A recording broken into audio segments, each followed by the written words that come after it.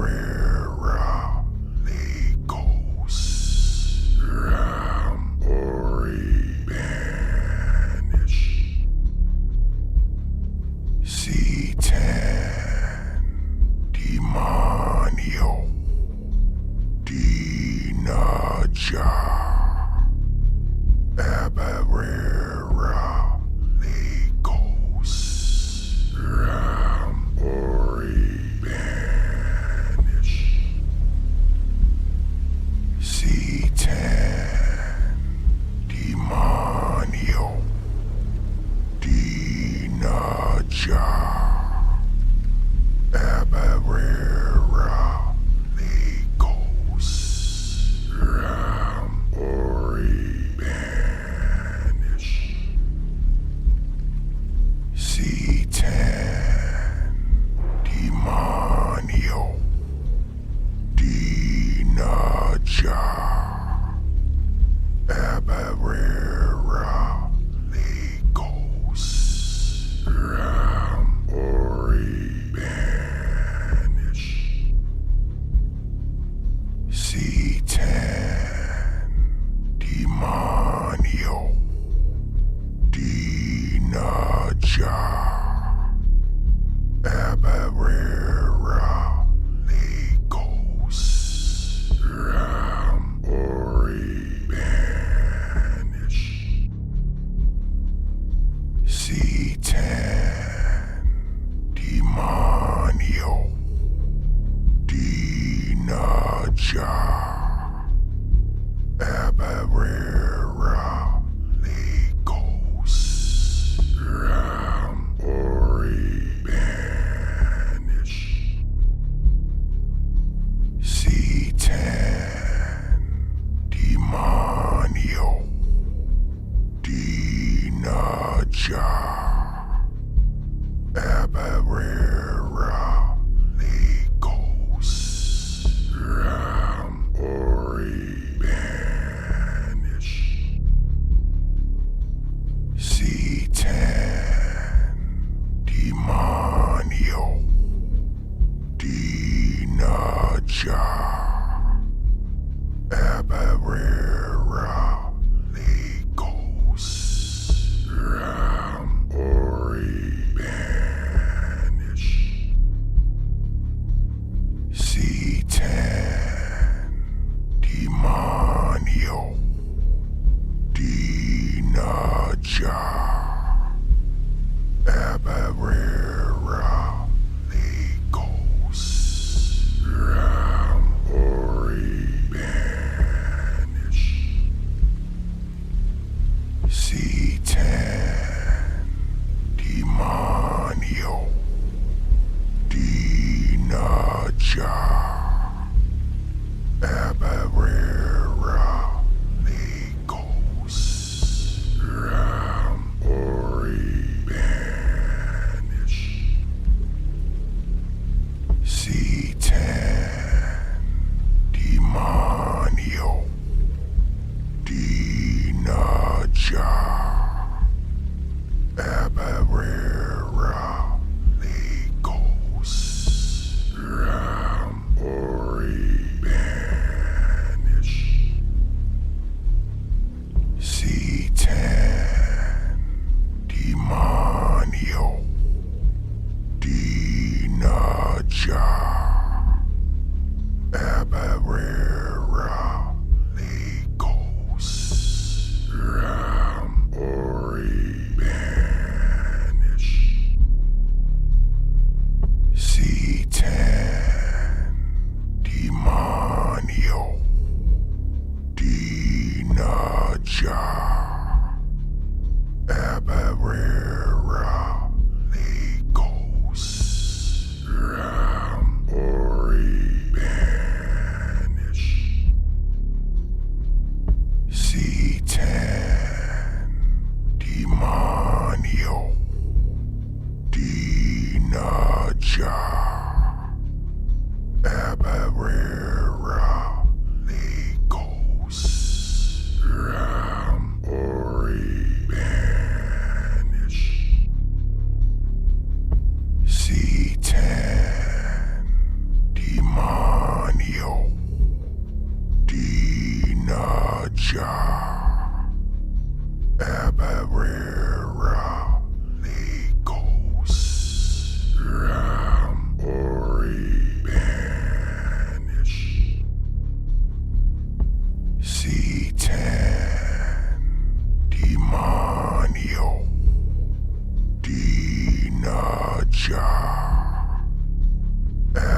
Abarera Legos Ram Ori Banish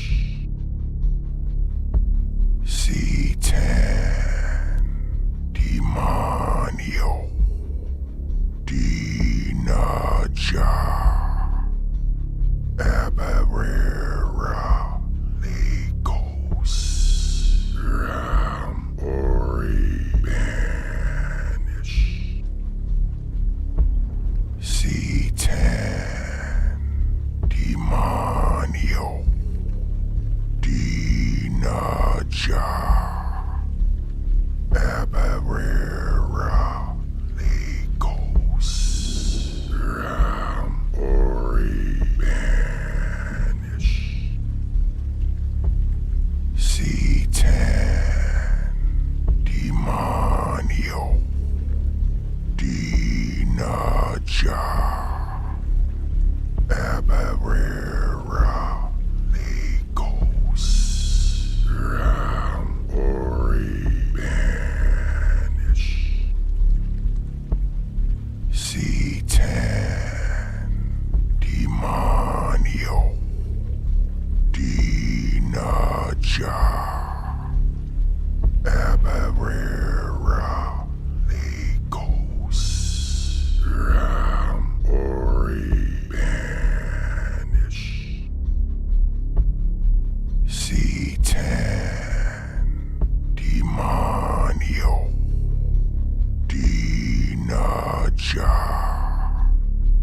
Abarera Legos Ram Ori Banish C10 Demonio Dinaja Abarera Legos Ram Ori Banish C10 Demonio Dinaja Abarera Legos Ram Ori Banish C10 Demonio Dinaja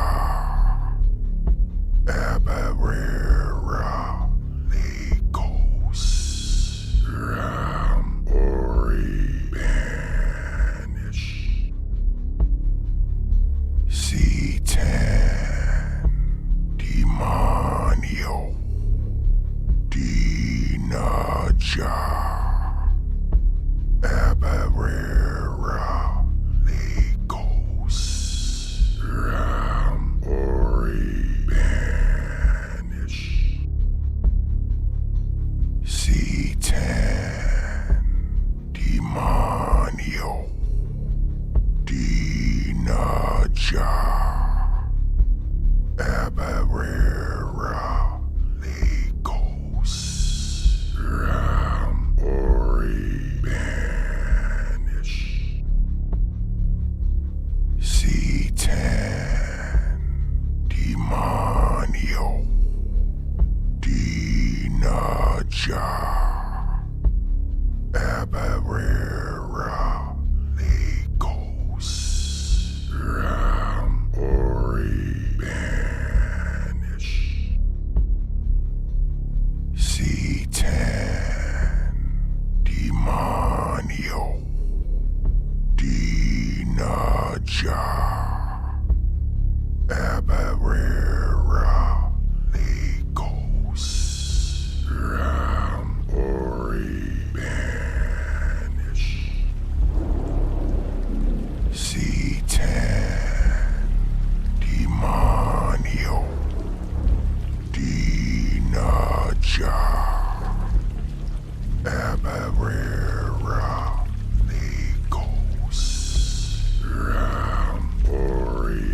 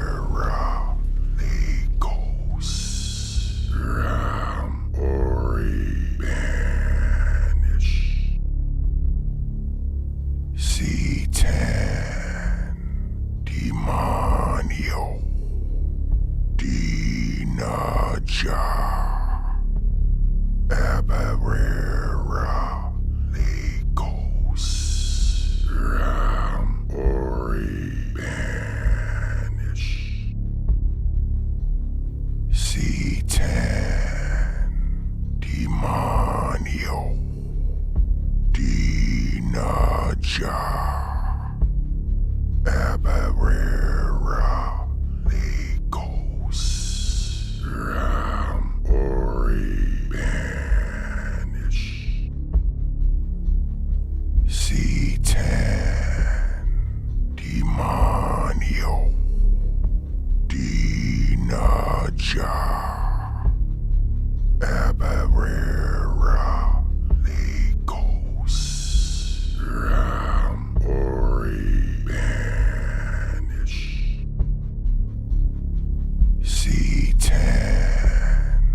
Demonio Dinaja Abarera Legos Rambori Banish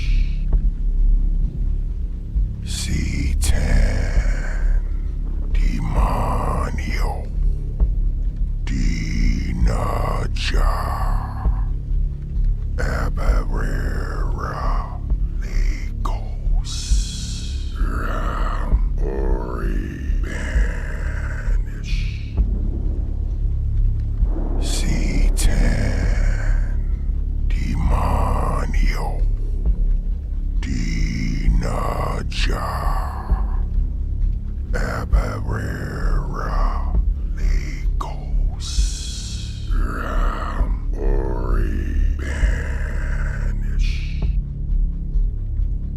C10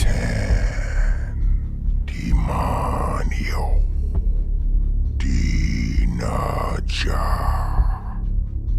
Abarera Legos Rambori Banish C10 Demonio Dinaja Abarera Legos Rambori Banish C10 Demonio Dinaja Abarera Legos Rambori Banish C10 Demonio Dinaja Abarera Legos Rambori Banish C10 Demonio Dinaja Abarera Legos Rambori Banish C10 Demonio Dinaja Abarera Legos Rambori Banish C10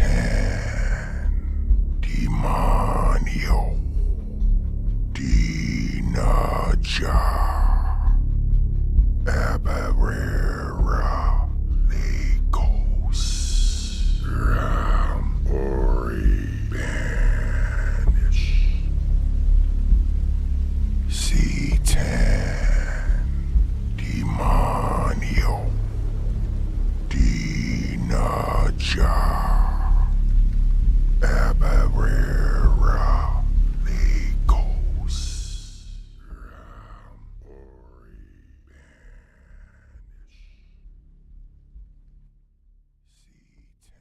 Hello, hello, hello, everyone. Welcome to Apocrypha. It is good to see everybody. He's adjusting his hat. It's good to see everybody. You guys are fucking amazing.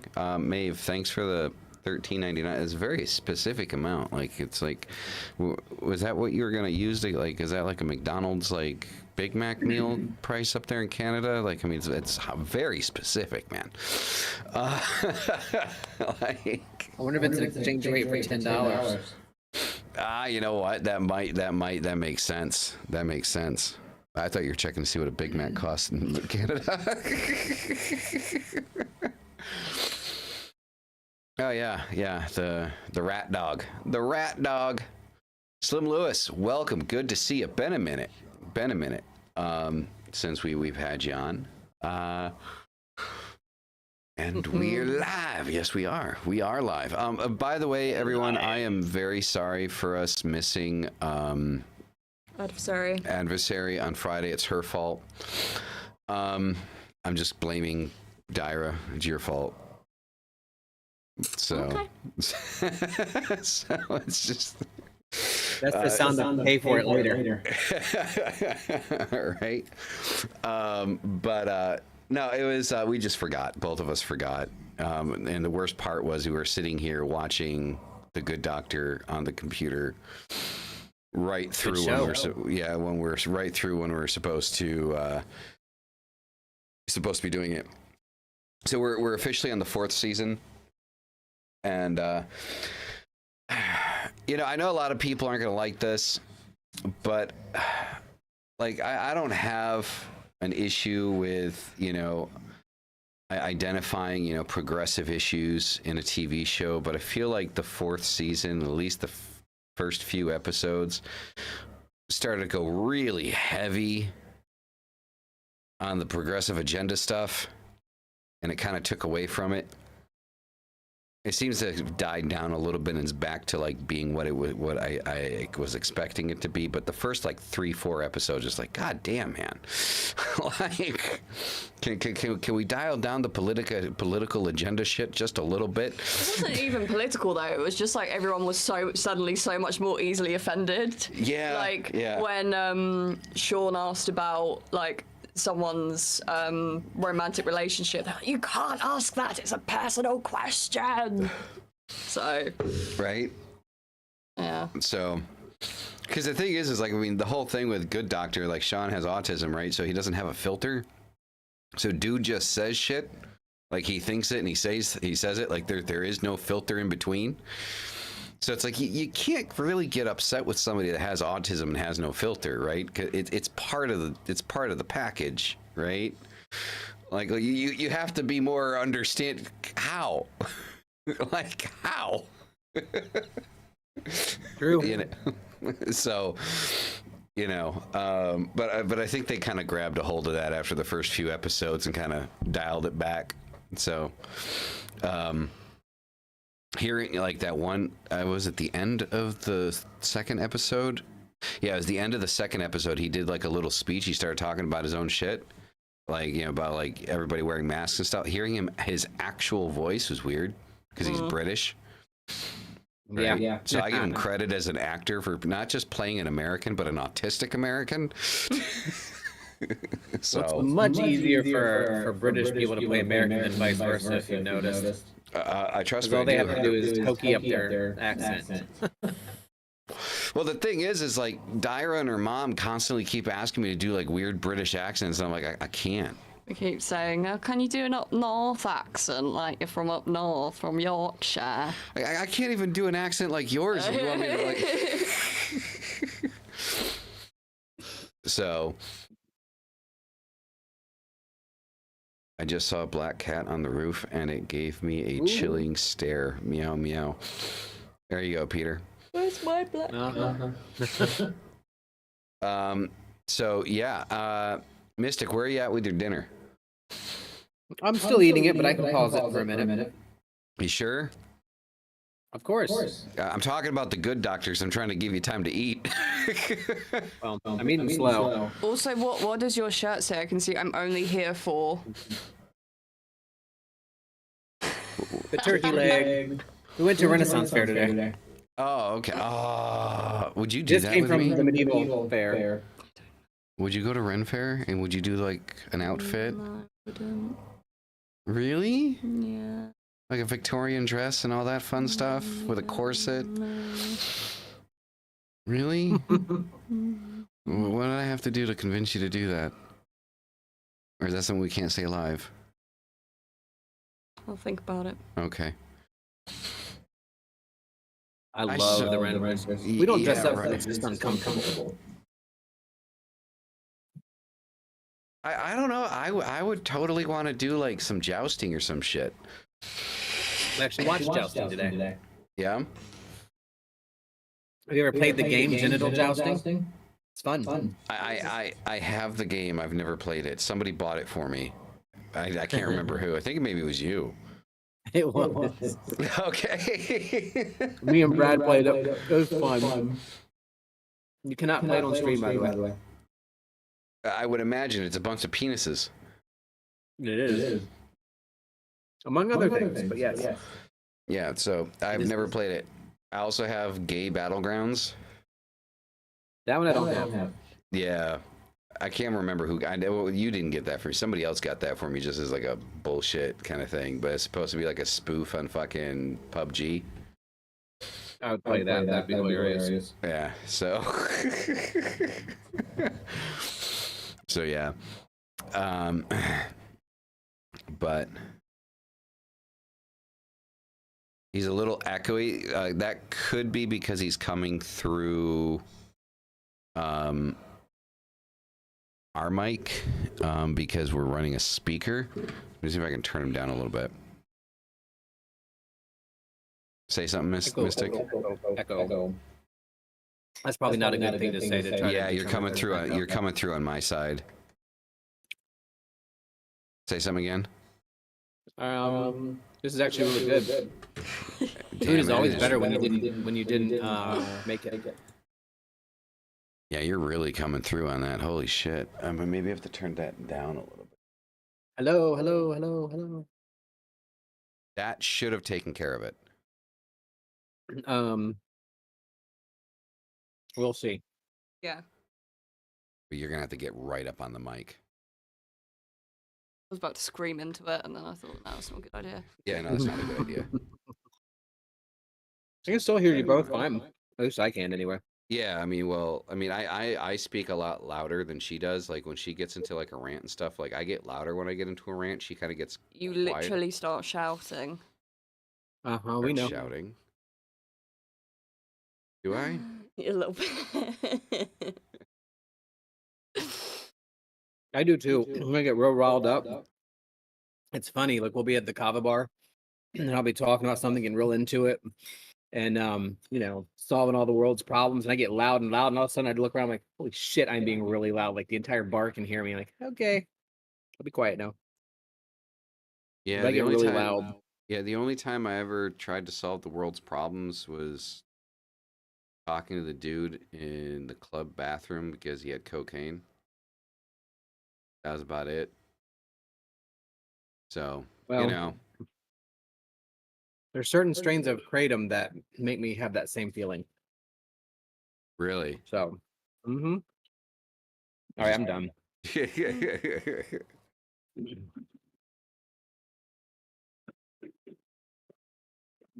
And is it me or like most drugs done in a bathroom? Like that's something I've been thinking about. Like most illegal privacy. narcotics are done in a bathroom. Privacy. It's just. I mean, if you're out, I don't know. When we did drugs, we never did them in a bathroom unless we were out somewhere.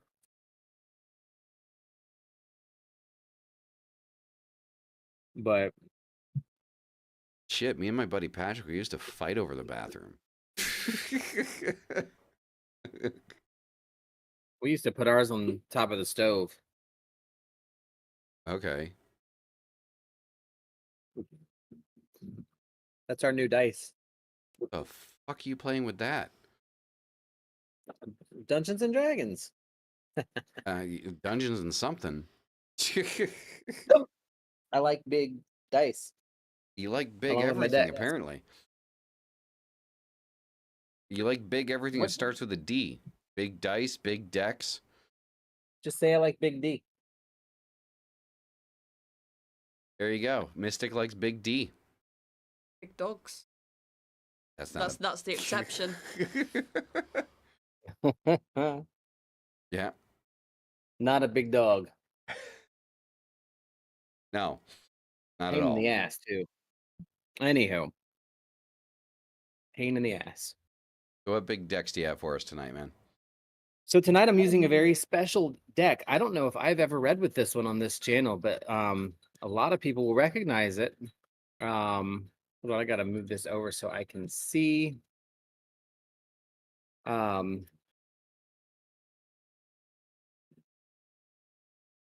hold on, let me turn my Oh, I got that deck. yeah. So I just had the desire to pull these out today because when all other decks don't work for me and I have a little like things I just want to know more or dig deeper, this deck comes out. So this is the Fairy Oracle by Brian Froud. Great deck. I hate the cards because they're super flimsy, but they're really easy to shuffle. And hey, Brad, can you take these, please? Bradley. Sorry, guys. My dog. Hey, Brad. Bradley, can you take this for me, please? Sorry, there's a dog coming in on the other side trying to eat it. Thank you. You done? Yeah. But anyway, so they're relatively flimsy. I like though that there's really cool back on them, and they're reversible. You wouldn't think they are, but they are reversible, which is one of the other things I love. Try as you think you might. If you flip these around, you cannot tell which side is up. He did a great job with that design. And each one has a double face. Like if you look at it, like Every single one does. yeah, every single one has a double face, like an upside down face and a right up face. Like yeah, it's crazy shit. The artwork on that. It really does explain the Fae. This is a deck. I mean, it's got borders. I don't like borders and never have. And these I particularly don't like. It's one of the things I hate the most. It's the only thing I don't dislike about the deck, the way visually for me. But it doesn't matter. It's a freaking phenomenal deck. I would recommend anybody that likes Oracle decks to have this deck. Just because it's the way that it is. And the way that it reads is so you don't even have to touch the book. The book is great. We've read through it actually because I like the stories in the book. It's a really great story, really great information. But dog, I swear. But reading from it is just really, really nice and really simple to me. So we're going to pull a couple of cards tonight to kind of see where things are. Let's see what we get. Yeah, I like this is definitely one of those decks that I recommend people to pull from. And if you don't have it and you know don't work for them, don't you know, I'm not trying to sell anything, but it just really is one of the decks that I love and I work with a lot. Not as much lately, but getting back into. So here's our first card. Let me make sure I can get this in the screen camera. This is the Master Maker. So this is card number 22, the Master Maker. And the Master Maker is exactly what it sounds like. This is the creator, right? This is the master of all things. To me, it's much like the magician in the tarot. And the Master Maker is basically the forge of everything, what creates our future. And for us, and a lot of left-hand path individuals, who's the Master Maker, right? Us.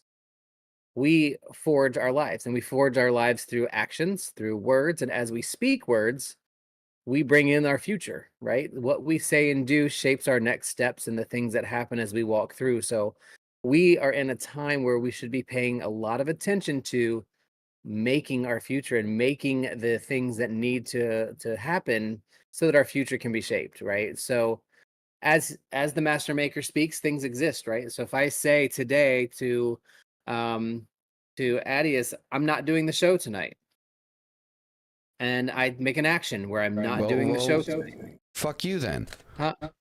Well, exactly.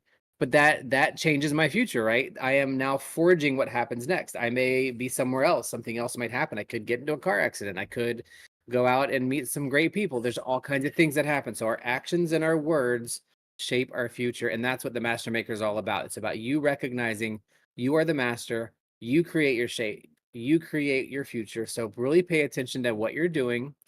I know this sounds hokey, but if you always do your best, the Master Maker is saying you're going to continue to do better. If you're not doing your best, you will become stale and stuck. So put a little bit extra effort into things.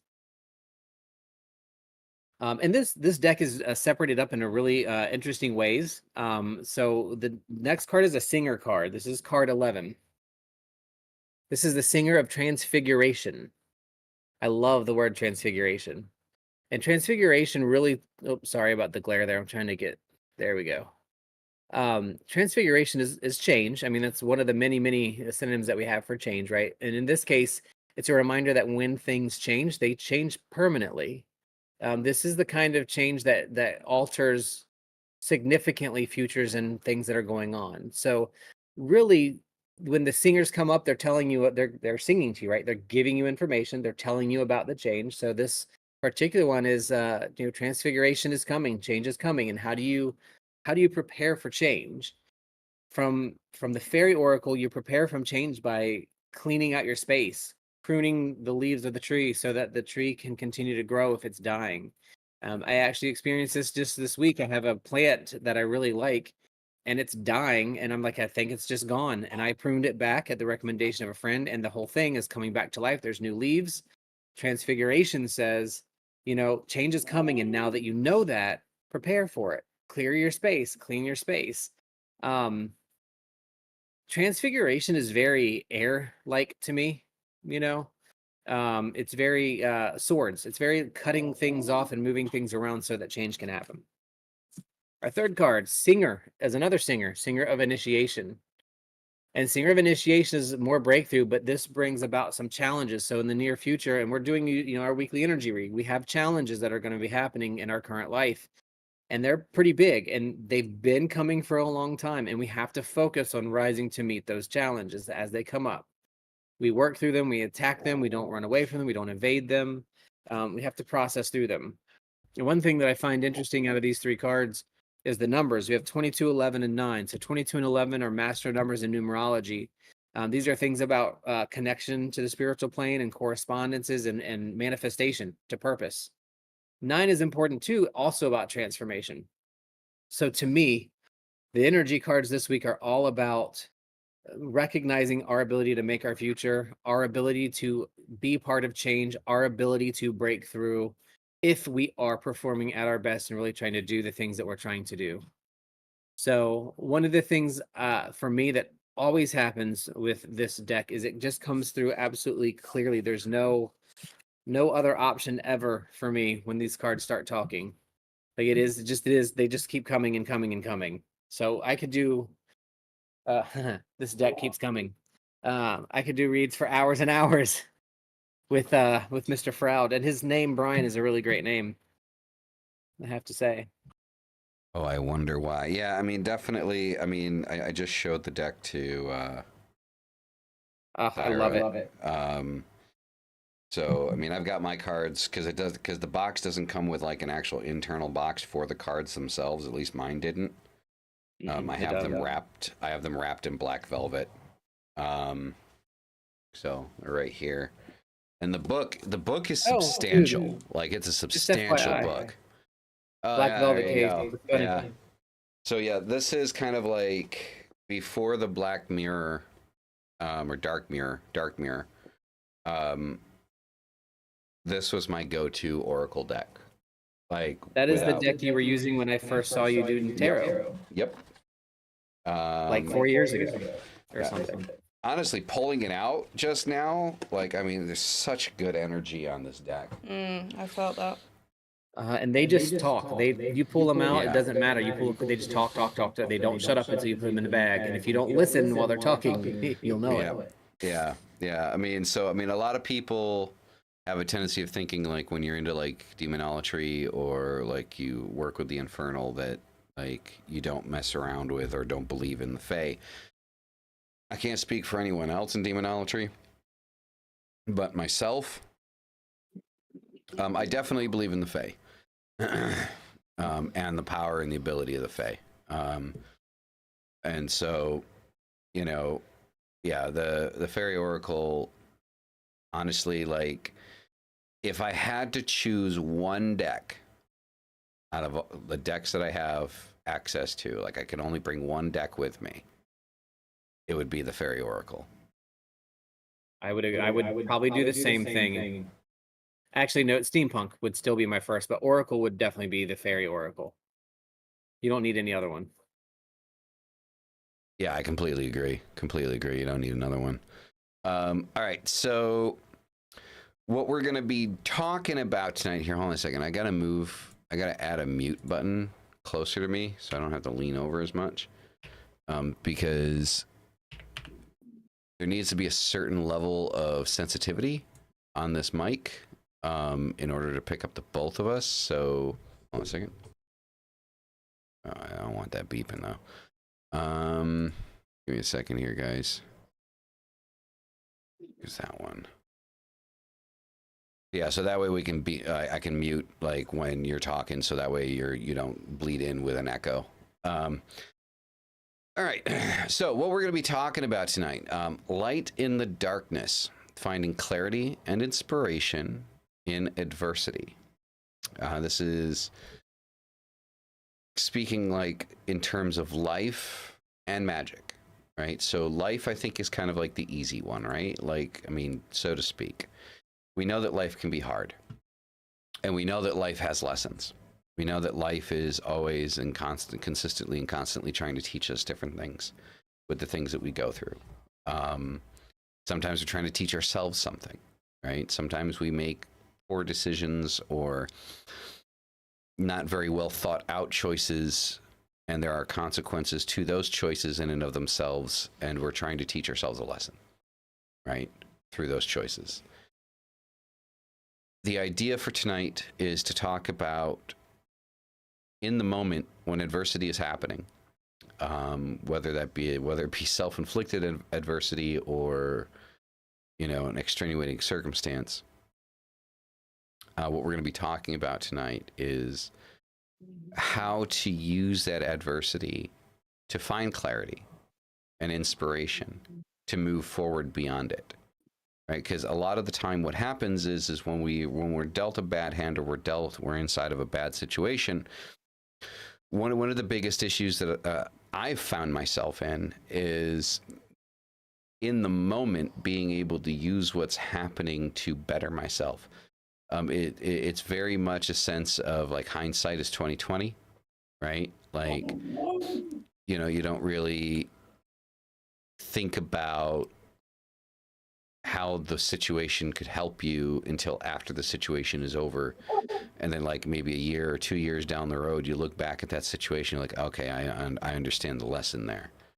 And, sometimes it's not a bad thing. Sometimes it takes that long, but sometimes it's good to be able to kind of pause our own mind in a difficult situation and be able to say, okay, what can we get from this, right? And so I think in life, I mean, like I said, I'll reiterate the point. I think in life that's a very consistent, very constant aspect of life is, something bad happens, and a few years later or months or whatever the time frame, we kind of look back at it and be like, okay, I kind of understand that. Magic is very much the same way. You try to perform a ritual, you try to perform a spell, you try to get something to happen, and there's no result. There's no answer. There's no communication. And it isn't until after the necessity for that thing passes that you realize why there wasn't. So a lot of people think that with magic is just something that you do, right? That like, regardless of, what you're asking for, if you do the ritual right, it's going to happen, right? That's what a lot of people think. That, the demons that we work with, or the gods that we work with, or the elementals that we work with, or whatever it is that we work with, ancestors are just there for our beck and call, right? And that, like, if we throw enough offerings at them and ask them for enough shit, that they're just going to do it. And I think we kind of ignore the idea that,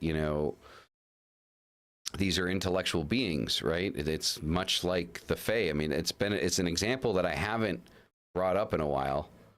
And it would be nice if, Rook was on tonight, because he could explain this himself, but whatever. you know, Rook has had his own experience, with the Fae and, asking for something. So I think it's kind of funny we're talking about this particular subject, and you chose the Fairy Oracle. And can I just say that today we were really focused on Fae stuff at the Renaissance Fair. We ran into things and the need to rebuild. We have a Fae garden that disappeared with Hurricane Ian. So today we just got we've got to rebuild that. It's time to redo that. So lots of Fae afoot. Mm-hmm. Yeah. So, Rook did some magic with the Fae, asking for some shit. Didn't necessarily do it the right way. I mean, he kind of got what he wanted, but there was a lot of runaround, with the results. And it's a lesson that is a lesson. It's not just the Fae, it's anything you work with. If they don't want to do it, they're not going to do it. Or if they think that there's something that you need to learn about how you're asking for favors, then you're going to be taught a lesson about how to ask for favors. Right. And I feel like that was probably more like what Rook went through, was kind of like the way the request was made, rather. Right. I think that was what you and I talked about. Yeah. It was definitely about not being clear in your intention and not recognizing the level of personal action and responsibility to the response to the result. Mm-hmm. So yeah. So I'm curious. So with your workings in demonolatry and with demons, whether it be something for yourself or for a client or something like that, how often or how frequently are you just told, "Hey, no, fuck off"? I'd say no fuck off comes less often than it used to. I've had demons that I've worked with straight up just tell me no. I've had demons that will go through with it and then I pay for it later.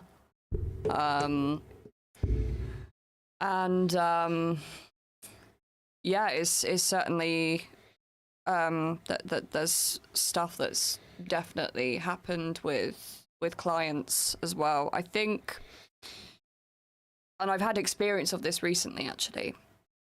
And I see it with clients as well when it comes to healing. Most people want healing in some way, shape or form. Most people know that they need to heal from something. But what people mean by healing a lot of the time is that they just want the pain taken away. That's what they think healing is. Mm-hmm. When actually healing is having the tools to go through the pain. And recently, a really big lesson that I've learned is the crossover between baneful and healing. That when you're doing something baneful that's coming from you, and your anger and your feelings of betrayal or whatever it is, that needs to be complemented equally, if not more, with healing. Because causing another person pain doesn't take away your pain. And you can end up harming yourself more if you end up neglecting that part. So that was the root message of it. And there was a certain demon that I was working with, and she reminded me that I need to do some more healing work. And I was putting it off because I was I've got more important things to prioritize here. And then eventually I got around to it. And then 2 weeks later, loads of just past trauma hit me like a fucking train and just made me feel like a zombie for about 4 days. And it's kind of this is what happens when you don't follow advice. Not that we need to, especially as left-hand path magicians. Essentially we don't have to do anything we don't want to do, but the idea is that we do listen and learn. So yeah, that's been my recent experience, and I think, you know, I remind people a lot whenever they are seeking out some kind of healing work that you need to kind of expect things to maybe not be so pleasant, and that it's productive pain, but don't misinterpret that as you necessarily going backwards. I think people also expect healing to work in like a linear way, and it doesn't. It's like, oh, I should be better by now, or why is this coming up again? It's just like, it just doesn't work like that. Also with like money work as well, you have to be really careful where you're asking that money to come from, because if you just flat out asking for money, the next thing you know, a relative could die and you're left this inheritance. So that's the scenario. I've never seen that personally, like among clients or anything, but it's just it's something I've heard of, that scenario happening. So yeah, that's my... Well, it's kind of like why, like, in, you know, Islamic and Arabic cultures, like, demons are more akin to, like, the jinn. Because they're looked at more like genies, and kind of like, not like Aladdin rubbed the lamp and some blue fucking cloud's gonna pop out, right? Even though that blue cloud was really funny when it was. I preferred it when it was Robin Williams. Will Smith did a decent job, but yeah, Robin Williams will always be, you know, the OG, the goat genie for Aladdin. I've just thought my brain has just gone down an absolute rabbit hole when it comes to the genie now. Yeah. Yeah, I don't know if it's appropriate for the podcast, because it will just put us way off topic. Well, I do kind of want to answer Slim Lewis's question, but I want to go around the bend here, because Mystic said he was going to answer it first. So Mystic, your answer first. Well, I want to twofold. I want to, like, just speaking on the trauma thing, I chuckled a little bit as you were talking about the healing not being linear, Dyra, which, because I was just writing a note to myself. Where did it go? Healing is not an upwards trend line towards healed. And right after that, you're saying it, so it's funny to me, because people, I think, whenever we talk about healing, they're always like, okay, you start here and you end here, you're healed, and we forget how much that when you learn something new, when you have transformed yourself and improved yourself and become new and become whatever your next, you know, enlightenment of yourself is, sometimes you have to reprocess those traumas with that new framework, because you have something new to learn from it, right? Because you didn't have that before. So, you know, I often say, you know, there's no such thing as healed. It's even healing, I don't think is ever the right word. It's just, it's some type of growth and pruning, growth and pruning, growth and pruning.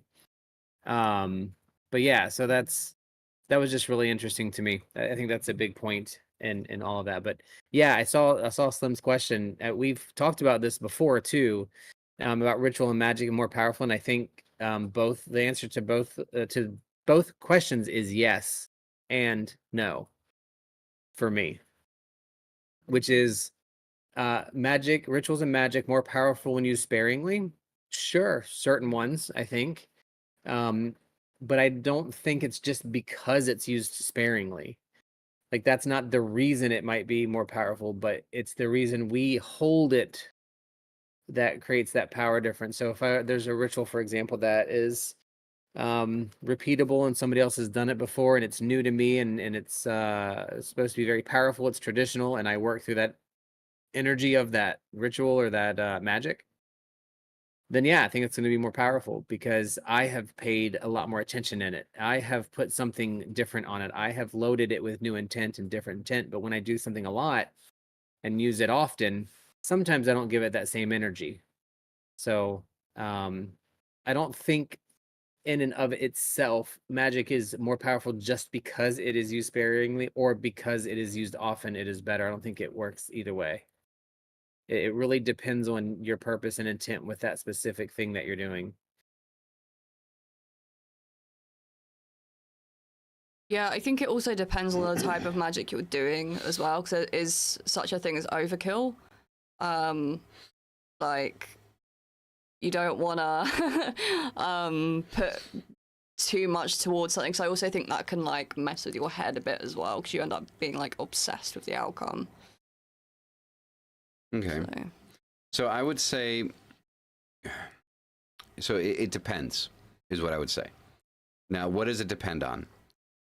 So magic in general, practicing magic, ritual, practicing ritual. I think in general, practicing magic and practicing ritual is good when done repeated. Now, why do I think that? Think about a new habit you're trying to build. Let's say you're trying to go to the gym every day. You want to go to the gym, I don't know, 3-4 times a week. The first few times that you go to the gym, if not like the first 3 months that you go to the gym, and you're trying to you have to force yourself.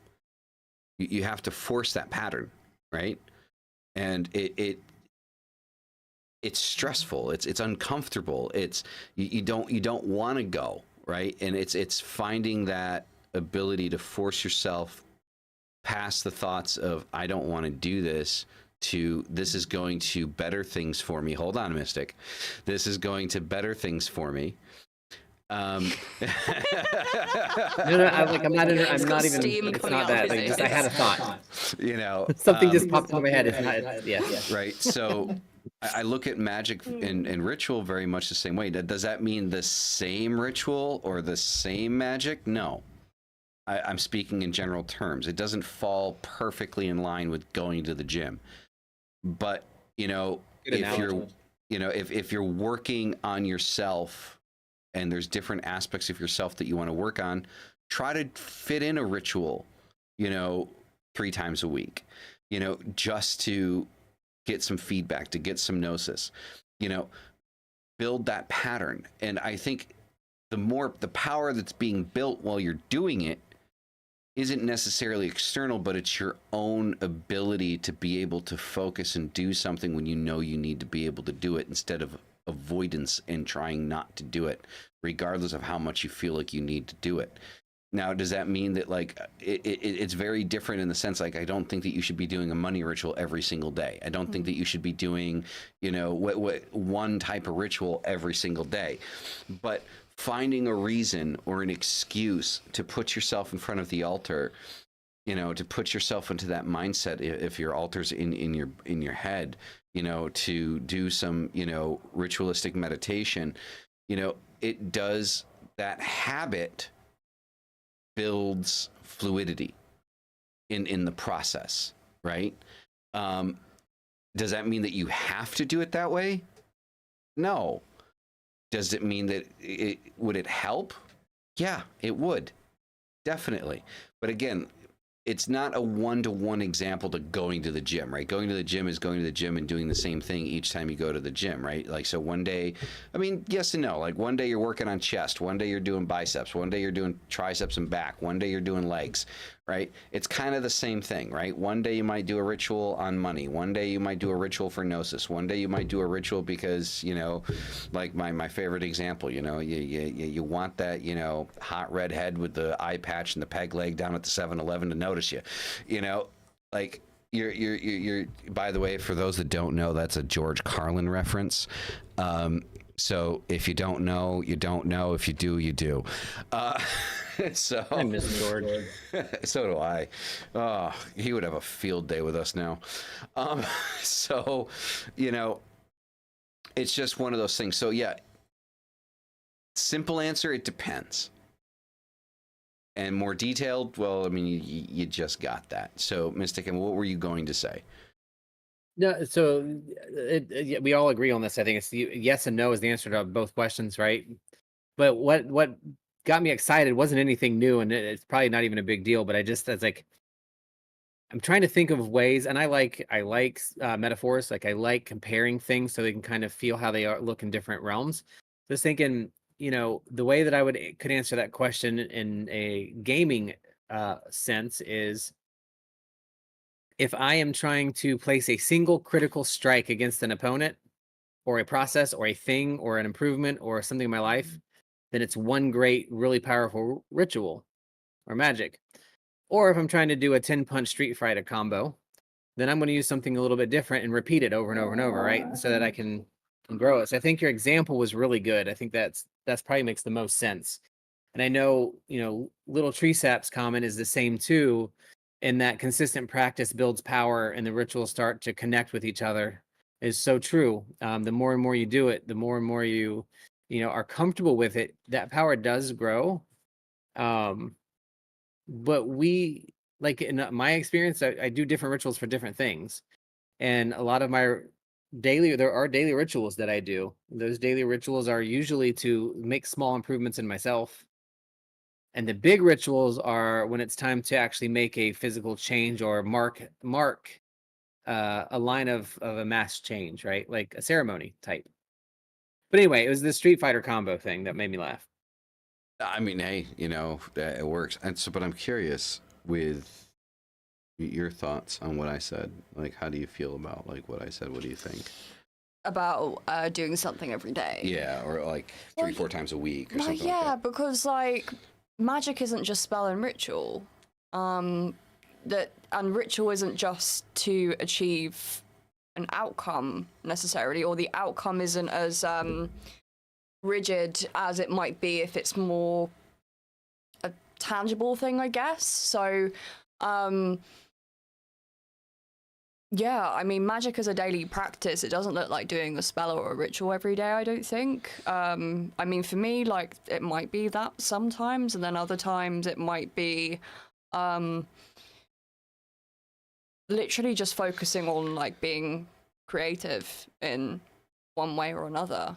Because I find that being creative is a really important part of magic, which is why when things in our practice become too rigid, the creativity starts to wane, and then you're not in that kind of god form anymore. Yeah. Yeah. Yeah, definitely. So another question I had for you is, so the times that you've had like demons say no, right? To like magic that you've done, or the recent experience that you've talked about, right? Do you feel like that created a sense of adversity? Like if something didn't work, and was there something to learn from it? Oh yeah, there's definitely been times where it's created adversity. Jeez, like especially when I was like new to this shit as well. Especially when I was like, oh my god, right? I can think of a situation from when I was 21, and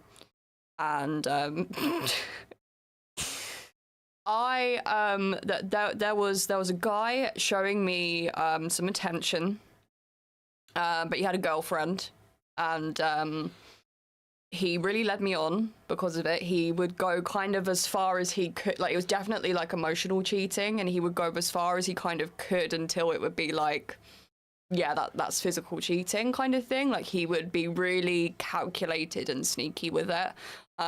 Anyway, I was getting really pissed off because I was like, you need to like figure out what the fuck you want. And then when I confronted him about it, he really gaslit me and was like, I'm just being friendly. It's just like, you don't spoon your friends. So, or grab their bum like really sneakily, you know? So I got really pissed off, and I was like, right, I want this girl to find out that he's like this, and I want her to know that it's me, right? So I belled up Asmodeus and asked him to kind of do this for me, and she found out, but who got the blame? Me. So and I was now this person that was trying to steal someone's boyfriend, right? Which I wasn't. I just wanted him to make up his fucking mind. Like, yeah, of course I liked him, but at the same time, it was sort of like, look, you need to. It's either this or it's that. Like, it can't go on like this. And like me being young and very naive, I'd only been practicing about a year at this point. I can kind of like give myself a bit of a break about it, but you know, I definitely got a bit of an ass kicking and learned a lesson to just not engage with these things in the first place. So that was probably like the earliest example I remember. I mean, there's been other ones where I've wanted something and I've known that it's not what I need or what I truly want, like what's in alignment with like my true will, and the demon would just be like, you're not stupid, like stop it. So Right. yeah. I feel like that's also kind of like one of the reasons why, like, for me, I think for example, since I've been here, I think you could probably count the amount of times I've gone into ritual on one hand, right? And so for me, it's definitely more of a sense of the gnosis, right? Like the understanding of things. I don't. Again, another George Carlin reference, right? Like I wouldn't assume on our friendship, right? When it comes to like the entities that I work with, not that they're friends, but it's just, a saying. And it's not to say that there's any problem with, asking for shit. Like I think that's a big thing, like kind of like a thing that like you and I have talked about a bit, right? Like is, there's no problem asking for something. It's part of magic, right? It doesn't make it any better or worse. It just is what it is. And I agree with that, right? So it's one of those things where I try to avoid those situations, is the point that I'm trying to make, right? Because I do know that if you're not very clear, much like what happened with Rook, right? If you're not clear on the intention of what you're going into ritual for, then you're either going to get what you want, but not in the way that you want to get it, or you're not going to get anything at all. And so I avoid asking for shit. When it comes to cursing and hexing, right? Like a lot of people think this is weird because I'm left-hand path, right? I won't curse or hex. That's such a massive misconception, though, that like if you considered yourself a black magician, that you're all about baneful stuff. Like that's just a complete, like you're drawing a line between something that just it's not a thing. It's not that I'm sitting here saying it's wrong if anyone else does it. Like if you do it, like that's your shit. Like I don't fucking care. I'm not going to judge you because of it. Would I personally do it? No, I wouldn't do it. Would I take a client that wants to curse somebody? No, I won't. Like it's one of the reasons why, like, I've pivoted the focus of what I do to shadow work. I think a lot of the things that we want to achieve as people are achievable by working on ourselves. My thing with baneful magic is if someone asks me for something absolutely ridiculous, like the other day I had a message saying, I need a death spell because I want my bullies to die. I'm like, do it yourself then. Because I ain't doing some stupid shit like that. Do you know what I mean? Like, just like, if you want them dead, do it your fucking self. I'm fucking doing that. Well, and that's also another aspect of this as well. Like that a lot of people, like I think we've talked about this on the show once, but it's worth mentioning again. Right? If you actually believe in magic, if you actually believe in the power of magic, if you believe that you sitting in front of an altar and lighting some candles and some incense and throwing out an incantation, if you believe in your heart fully that magic is real, that you can perform magic, then baneful magic is the gun in magic. You are not going to grab your Glock and point it at just anyone because you want to point it at someone, because you know the business end of that weapon is going to end a life. However, not all baneful magic is a death spell. I know, but it's a point. So right? I would say more along the lines of if you can't punch someone in the face yourself, then, there's that as well. Like, well, it depends how far you're going. Well, I mean, I think the thing is I think like the same rule applies, right? I believe that, the extremity of it is necessary for the context of it, right? It's extreme for contextual purposes. But I believe that if you believe in magic, if you fully, truly believe in magic, then you're not going to go into performing, detrimental rituals against people if you were not willing to shoot that person, right? Like just using a death ritual as an example, right? If you're not willing to go grab a gun and go shoot that person, then you shouldn't be willing to go sit in a ritual and ask for their death. Because I believe that that is a marker that shows one of two things, right? Or a mixture of two. That you don't fully believe in your own ability as a magician, that what you're doing is going to have the desired effect that you're looking for. Or you're looking at it as more of a psychological release, that you're doing this ritual to psychologically kill this person for you. Which there is no problem with that. There is no problem in going, like if you're doing a death ritual, there's no problem in going into a ritual and having those ties disconnected, right? Doing kind of like a metaphorical death. You don't have to do a ritual based around physically actually ending someone's life. You can do it around disconnecting yourself from that person, right? So that way them and their actions no longer affect you in the way that they currently are, which I believe is the better option because it's about you. And in the left-hand path, what's the one thing that we learn in the left-hand path? You know, the one thing that is attracted, I think, Mystic to the left-hand path, like, or being left-hand path adjacent, right, is the self, the power that you have over yourself, who you are as a person, right? That's your power, right? That's your ability. So doing a ritual based around yourself, whatever type of ritual that might be, Dara, I mean, I don't want to use this term because if I use this term, it makes it sound like I disagree with what other magicians are doing. And I really don't care what you do. But my own ethical side of things, doing a ritual to psychologically kill someone off in your mind, I feel is more ethical than doing a ritual and trying to actually end that person's life, right? Are there circumstances where a death ritual might be necessary? Yes. And like Dyra said, not all baneful magic is death. But again, I'm using an extreme example to show a point of context. Now, Mystic, I'm curious, what do you think? I think the point you're making makes sense only in that specific. It's not extrapolatable, whatever that word is, to other situations, and that's why it has a little bit of a problem for me. You know, I get it, but there's reason and purpose on why people do things differently.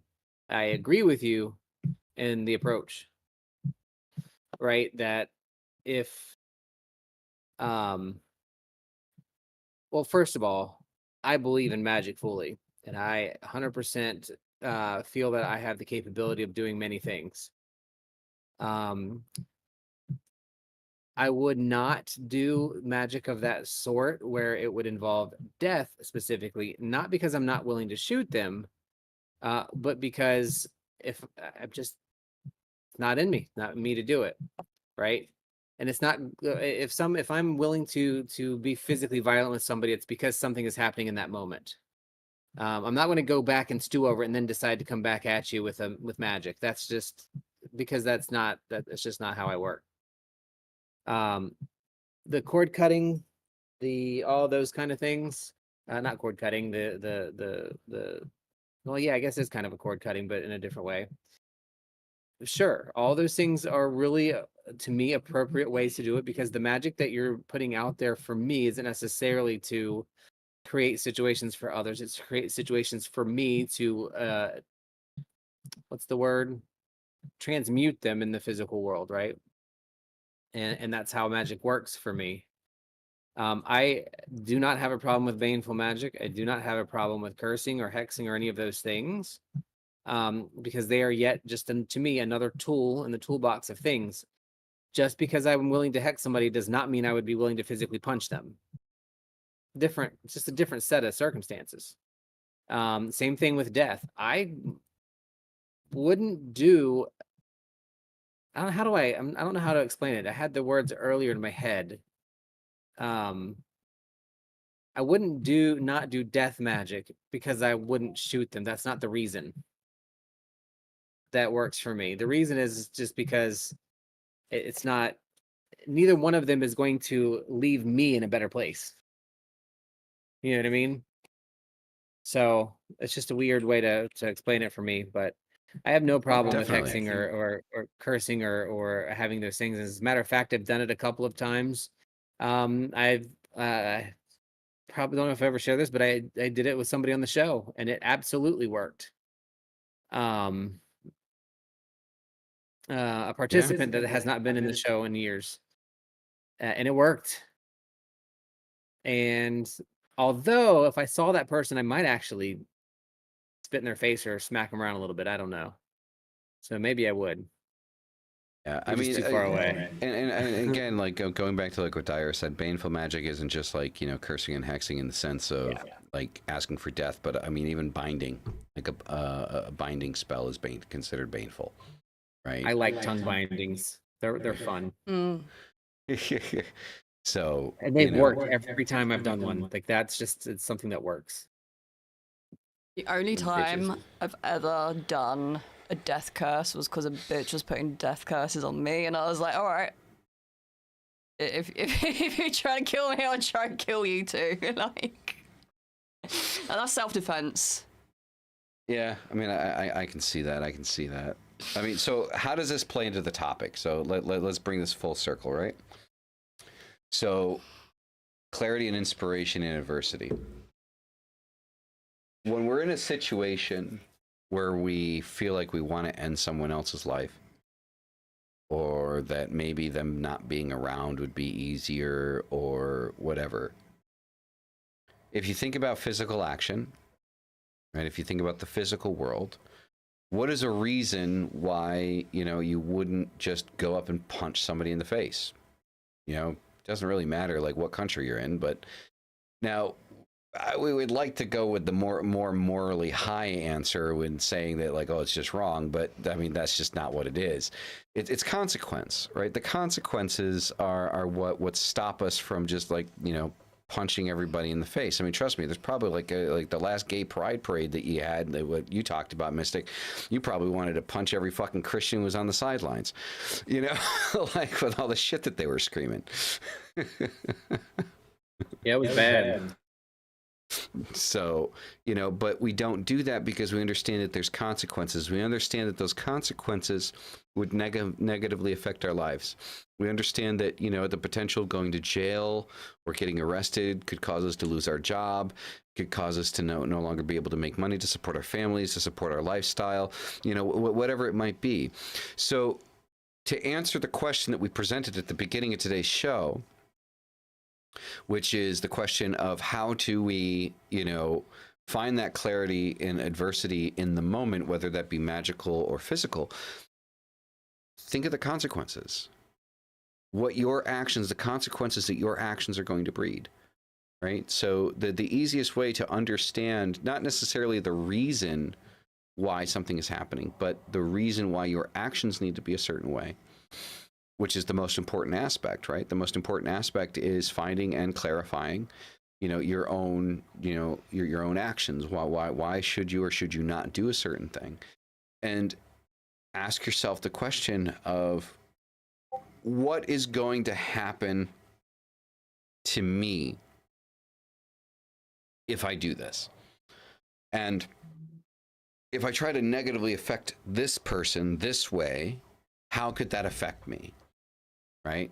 How could that affect, my day-to-day life? And then you would be able to answer the most important aspect of that clarification, that clarity and that inspiration is whether to or not to do something. And then as far as inspiration is concerned, I fully believe that the best form of revenge is success. Like, and here's the thing. This is why the best form of revenge is success, because when you truly reach that point of being successful without slighting someone else, you find that you've reached a point where it doesn't matter what that person thinks. You no longer care. You use that as fuel to push you forward into a better position in your life. And because you're so focused on your own success, on your own well-being, that you truly were able to reach that level of not caring what that person thought. That you truly understand that it doesn't matter what this person thinks of me or doesn't think of me. My success and my well-being and my peace is the most important thing in my life to me. And I believe that that is the inspiration and focal point that it should be for most people. Because you realize how important you are, not how important someone else is. No matter how badly they slighted you, no matter how bad it hurt with what happened, whatever the situation might be, the point is never about making them feel bad. It's never about making them feel a certain way, even though in the moment you think that. You think it's about making them feel a certain way. You think it's about making them react a certain way. But it's all about how you feel. And the best way to focus on how you feel is to make yourself and put yourself into situations that make you happy. And then when you do that, and when you successfully are able to do that, you will understand that it's no longer, and it never has been, about what someone else thinks or feels, but where you were at that time and where you wanted to be, and because you felt like that person or that situation was stopping you from being in that position that you wanted to be in. And the lesson to be learned is that if something falls away from you, it was never meant to be to begin with, and that your happiness lies somewhere else. At least that's my thought. I mean, Mystic, what do you think? Do you agree, disagree? Well, I mean, I think, yeah, I think success is a great way to get revenge, but I also feel like there are sometimes things that are occurring where I really don't care about what the other person thinks, but their actions are causing direct harm to me. And those are moments of clarity and inspiration for me, of where I have to do something and make a change in those events, right? These are things like domestic violence with, restraining orders, things like that, or somebody's actively seeking to destroy your name or do stuff to you. Um, and working through those parts of adversity aren't always able to be managed by just working towards success, because those things can actually prevent your success, and you have to do something for them at the time they occur. So there is that level in there, but overall, yeah, I mean, it's absolutely the best way. The best way to take away somebody's power is to not give it to them in the first place. um but some people that are within your sphere, let's say you don't give them any power but somebody else is, it can have a pretty hard effect on what you do and what your work is on. I have a very specific situation. I'm not sharing the example of it just because, but um it's somebody that has zero effect on me, and I really could care less of what they think, but they've done something that has very negatively affected my life. And that finding clarity around that situation is not just being successful. It may require slashing some tires, metaphorically speaking. Sure. But that's the same kind of clarity, right? That sometimes your clarity is, I do have to make actions and stand up for myself and make a statement. So that's the piece to kind of point out is, it's not about to me, the finding the clarity part of all this isn't about just being and succeeding and doing well, right? It's actively Yeah, I mean, forcing that way. I suppose you could break it down even further and just go into like just regaining your peace, right? Like doing what is necessary to regain your peace, right? And so if you're in a situation where a restraining order is necessary, if you're in a situation where legal action is necessary, then obviously don't circumvent those aspects of necessity. That like don't try to work past those and ignore them, like follow through with them, but use those as elements to bring back your peace. I think that is, the biggest thing about adversity is regaining your peace. Right now, Dyra, I'm curious. Like, I mean, what do you think? About what's being said? Agree? Disagree? Yeah. for me, when it's come to revenge and regaining peace, I find that doing the retaliation can be a bit of a purge. And then after that, that's when I need to focus on regaining my peace and moving on. Yeah, definitely. So with that being said, everyone, that is actually going to conclude today's episode. We almost went an hour and a half today. Grant, you mean the intro is about 20 minutes, so we're still kind of like at an hour. But I thank you all for coming out. Maeve, thank you again for the super chat. Greatly appreciate it. You're fucking amazing, brother. Slim Lewis, good to see you again. Tree Sap, good to see you. Everybody that showed up today, thank you very much. You guys are fucking amazing. Just a quick announcement. So I will be doing, so for those wondering, so the Glastonbury Occult Conference is coming up in February. Dyra is going to be one of the speakers there in February. So if you are in the UK, try to wiggle your ass over there. I mean, come on, guys. It's just a drive. We like us as Americans, we drive across the whole United States. So, you can drive from North England to South England to, make your ass over, get your ass over there. I will also be doing shadow readings at the convention, and Dyra will be selling some physical goods. And a cat just took a shit, and it smells absolutely disgusting. The worst part about the cat shit is it smells exactly like their food, which is worse because every time you give them food, it just smells like cat shit. And that was Minnie. Oof. Now she's licking her bum. Yeah, of course she is. And then I wonder why she throws up every day. So exactly how I wanted to end this show today. Right.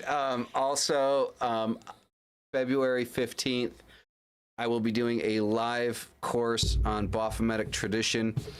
Now, it's kind of an oxymoron saying Baphometic tradition because I'm essentially creating it. I'm not gonna. It's my work with Baphomet specifically. There's not many people that talk about working directly with Baphomet in at the level that I work with Baphomet. So February 15th, there will be a live course on kind of the intro of Baphomet, the goat god, essentially, and how that plays out through history, going all the way back to the 4th century BCE. And then also how to kind of begin building your own Baphometic tradition and doing rituals specifically focused on Baphomet. It is $100 for 2 hours to 2-hour class. However, if you are a member of the channel, you get 50% off. So it's only $50 for the 2 hours. You're going to go to adiasday.setmore.com. So go there if you want to book. You can book the class right there.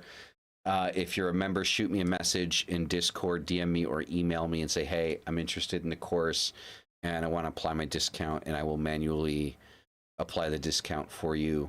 So there's only 6 seats available for the course. So I'm only doing 6 people at a time. So there's that. And yeah, that is going to be it for today. You guys are fucking amazing. Love your fucking faces. And as always, hail thy fucking self. We'll see you in the next one. Peace the fuck out.